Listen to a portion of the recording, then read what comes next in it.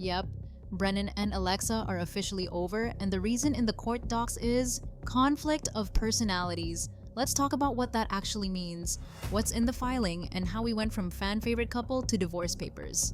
So, quick rewind. Alexa and Brennon met in the pods on season 3 of Love is Blind, filmed in 2021. They got engaged sight unseen, met face to face, and actually followed through all the way to the altar, getting married in June 2021. The season aired in 2022, and they were one of the big "see, the experiment works" couples, especially when they popped up in After the Altar looking happy and solid. Then things looked even more storybook. In early 24, they announced they were expecting, and in July 2024, they welcomed their daughter, Vienna. So from the outside, it looked like they were one of the rare Love is Blind couples who really made it. Fast forward to now.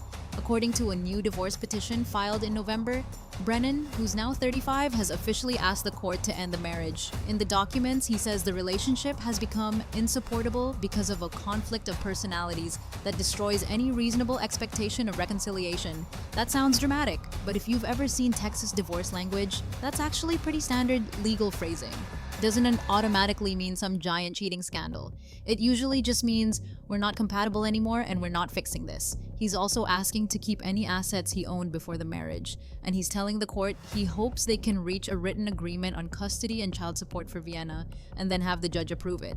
So he's not going in guns blazing, trying to cut her out of their daughter's life. He's basically saying, let's work this out and then make it official. On Alexa's side, she hadn't filed a response in court at the time of the report, but she did drop a pretty emotional statement on Instagram. She said that after a lot of reflection and conversations, they've made the difficult decision to end their marriage, and that it wasn't taken lightly.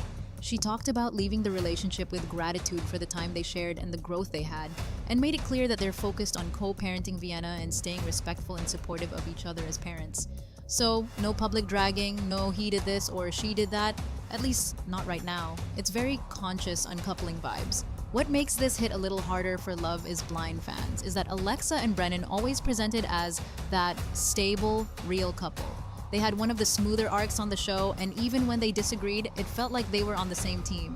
Plus, they were one of the examples the franchise leaned on when people questioned whether the experiment actually worked. And there was that whole prenup storyline everyone remembers. On the show and afterwards, they talked openly about money, Alexa coming from more wealth, Brennon making less, and the idea of a prenuptial agreement.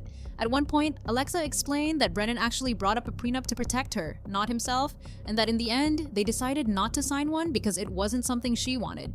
He even said she could write the thing and he would sign whatever she put in front of him.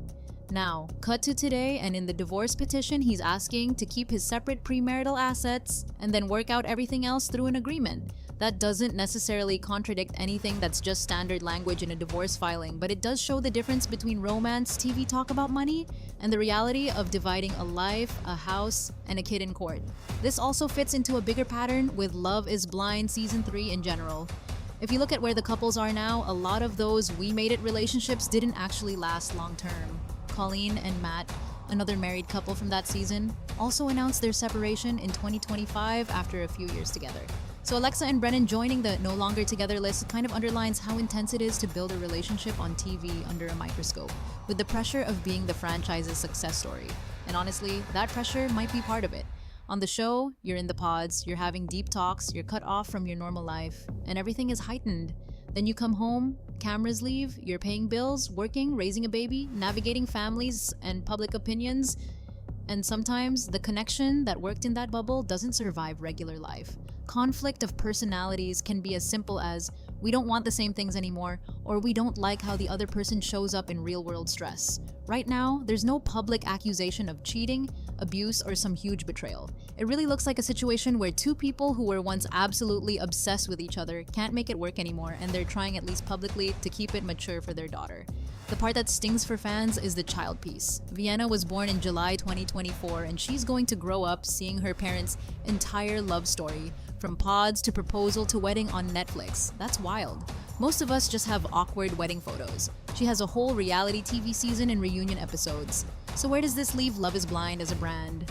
We're at a point now where when you look down the list of couples, there are some genuine success stories, but also a lot of divorces, canceled engagements, and messy fallouts after the cameras stop rolling. For season 3 specifically, Alexa and Brennon were one of the big "look, it works" examples. With them splitting, it's harder to sell the fantasy that pods magically create forever marriages. But on the flip side, it does make them feel more human. Not everything is a fairy tale, even when it starts with a reality show wedding and a Netflix spotlight. If you watched Love is Blind Season 3, let me know in the comments. Did you see this coming at all, or are you shocked that one of the strong couples is done after 4 years and a baby? And what does this make you think about the whole fall in love without seeing each other experiment now? As always, keep it respectful. There's a real little girl in the middle of this.